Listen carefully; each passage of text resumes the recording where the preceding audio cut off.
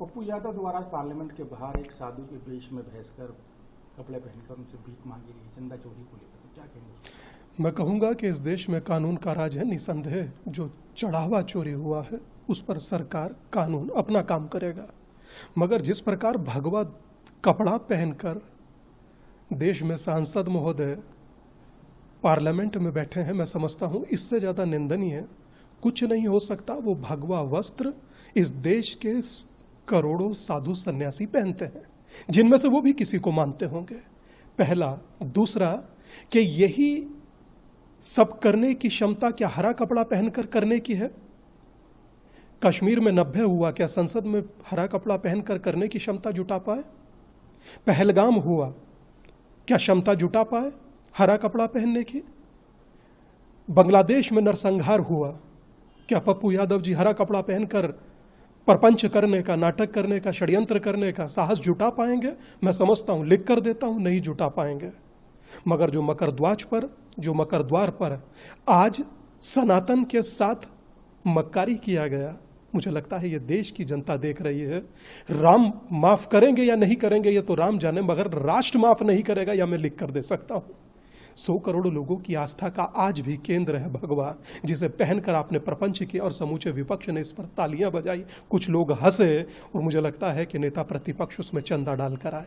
ये देश भूलेगा नहीं, हमेशा याद रखेगा। इस देश में भगवा का सम्मान हुआ है, मगर देश की सबसे बड़ी पंचायत में आज अपमान होते देखा। मैं इसका खंडन, मैं इसको निंदनीय, मैं ये कहूं कि इसको निंदा करने जैसा भी नहीं समझता। मैं शर्मिंदा हूं कि मेरे देश का विपक्ष भगवा को इतना सम्मान दे रहा है। देखिए, पप्पू यादव ने भगवा वस्त्र को धारण करके और भगवान की तस्वीर को लेकर के और सांसद हमारे अवधेश प्रसाद जी इस तरीके से नौटंकीबाज कर रहे हैं, भगवा का अपमान कर रहे हैं। ये संत समाज सहन नहीं कर सकता है, क्योंकि भारत की पहचान इस संस्कृति और सनातन से है, और भगवा ही ये देश है। और भगवा का अपमान करने का मतलब भगवान राम का अपमान करें, सनातन का अपमान करें, परमात्मा का अपमान करें।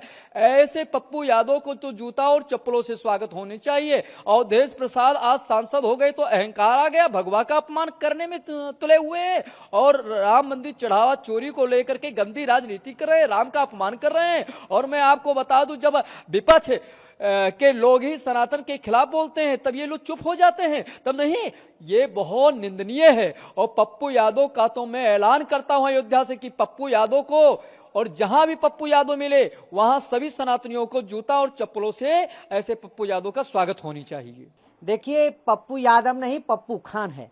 ये भगवा को अपमान करने का काम कर रहा है। ये कई बार हमारे सनातन धर्म को अपमानित करने का काम किया है। मैं पूछना चाहता हूं, पप्पू खान, तुम्हारे अंदर अवकार है, हैसियत है, अन्य मत मजहब पे दिखाओ कि कितने जो वहाँ अपराधी हैं, कितने जो है मदरसों में, कितने जो है मस्जिदों में, कितने जो है दरगाहों में इस प्रकार की कुरीतियां होती है। एक शब्द नहीं बोल पाओगे, तेरे पैर के नीचे जमीन खिसक जाएगा। अब कभी सनातनी तुम्हारे इस हरकत को बर्दाश्त नहीं करेगा। जो भगवा शौर्य का प्रतीक है, जो ज्ञान का प्रतीक है, जो उत्साह का प्रतीक है, जो संपूर्ण जनमानस को प्रकाशित करने का है, ऐसे त्याग, समर्पण, उत्साह के प्रतीक को अपमानित करने का काम करोगे, मिट्टी में मिल जाओगे। आगे आने वाले दिनों में हमारे जनता जनार्दन जवाब देकर के मिट्टी मिलाने का काम करेंगे। तुम सभी घमंडिया गठबंधन के सभी चोर, शैतान, उग्र यंत्र न होई निभाऊ, काल निमि जी रावण राहु, ऐसे काल निमियों को सफाया करने की आवश्यकता है।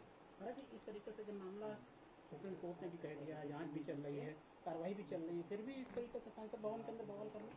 देखिए, ये लोग असंवैधानिक लोग हैं, इनको संविधान पर विश्वास है, सिर्फ संविधान के कॉपी को जो है किताब को लहराने का काम करते हैं, लेकिन संविधान के किसी अनुच्छेद पे इसको विश्वास नहीं है। देखिए, सुप्रीम कोर्ट ने टिप्पणी किया है, एसआईटी का गठन हुआ है। ये लोग सुप्रीम कोर्ट को बाधित करना चाहते हैं, ये लोग जांच को प्रभावित करना चाहते हैं, ये लोग नफरत फैलाना चाहते हैं, ये लोग सनातनियों को तोड़ने की बात करते हैं। ऐसे लोगों के ऊपर कठोर कार्रवाई करनी चाहिए। मैं सरकार से मांग करता हूं, नहीं तो इसके ऊपर कोर्ट जाकर के इसके ऊपर एफआईआर दर्ज कर के जेल के शिकंजों में भेजने का काम करूंगा।